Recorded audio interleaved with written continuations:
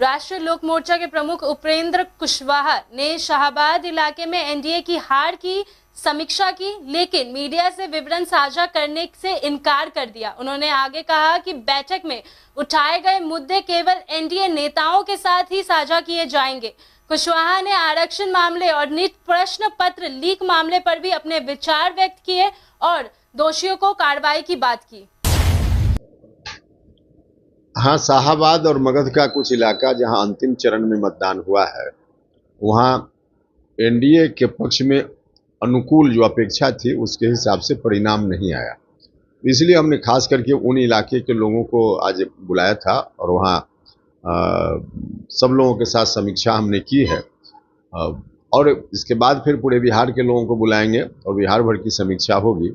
लेकिन जहाँ की समीक्षा हुई है, आज आए थे सब जगह के लोग और मिल बैठ करके हम लोगों ने देखा है कि क्या कारण हुआ जिसके चलते इस तरह का परिणाम आया। तो जो कुछ भी समीक्षा के उपरांत निष्कर्ष के रूप में हम लोगों ने देखा है, एनडीए में बैठ करके उन चीज़ों की चर्चा हम करेंगे ताकि आगे की रणनीति इन चीज़ों पर ध्यान देते हुए बेहतर से बेहतर हम बना पाए। ये कहा जा रहा है कि काराकाट के कारण अंतिम जो 10 से 8 सीटों पर चुनाव हुए उसमें बहुत नुकसान हुआ है एनडीए को।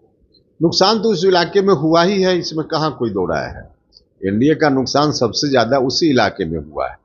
लेकिन क्यों हुआ, इसके पीछे क्या कारण थे, उन कारणों पर चर्चा आज की बैठक में हुई।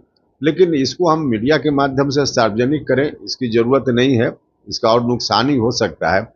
इसलिए हम आपस में एनडीए के नेताओं के साथ हम बैठेंगे और वहाँ चर्चा करेंगे जहाँ चर्चा करना जरूरी है। लेकिन जिस तरह से देखा जाए कि 24 में जो चुनाव हुआ उसमें एरिया कोऑर्डिनेशन नहीं देखने को मिला, तो आने वाले विधानसभा में देखने को मिलेगा इस तरह से एनडीए में? नहीं, बेहतर से बेहतर कोऑर्डिनेशन हो, हर तरह से इसकी आवश्यकता तो है ही। तो आगे हम सब लोग मिलकर इस काम को करेंगे। उपेंद्र कुशवाहा नाराजगी नहीं एनडीए से? कुछ नहीं, नाराजगी का कहा, नहीं, नाराजगी की बात कहीं से न थी न अब है, इसलिए नाराजगी का कहाँ सवाल है। क्यों नाराजगी होगी? जो कुछ भी परिणाम हुआ है उसके पीछे क्या कारण रहे हैं, समीक्षा के उपरांत जैसा कि हम बता रहे हैं आपको बार बार कि इन कारणों पर हम चर्चा करेंगे, लेकिन मीडिया के माध्यम से नहीं करेंगे।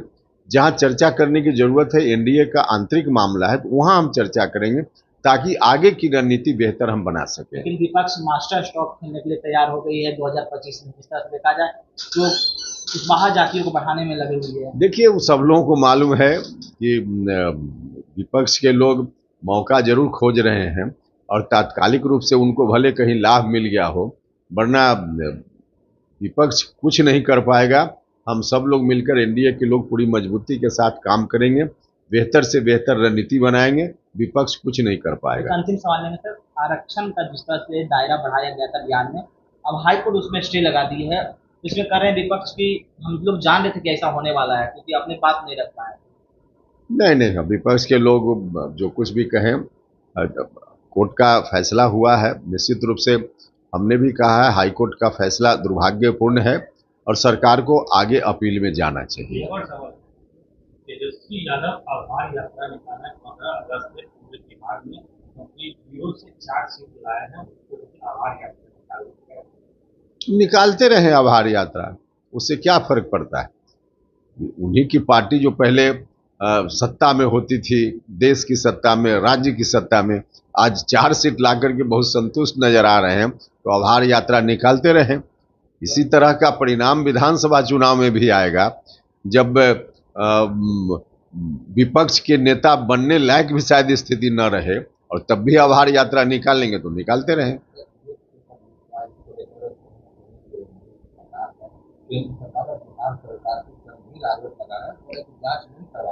एनडीए का अध्यक्ष भी चेंज करते हैं।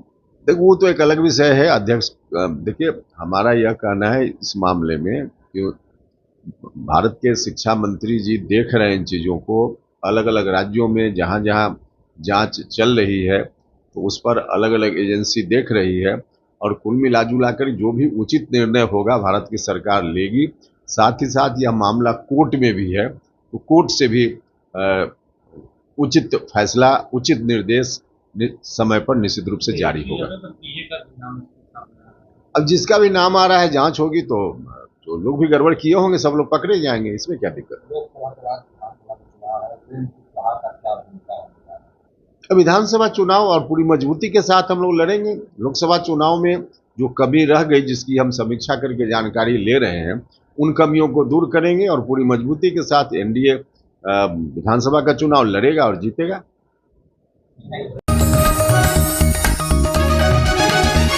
आप देख रहे हैं न्यूज़ UNI।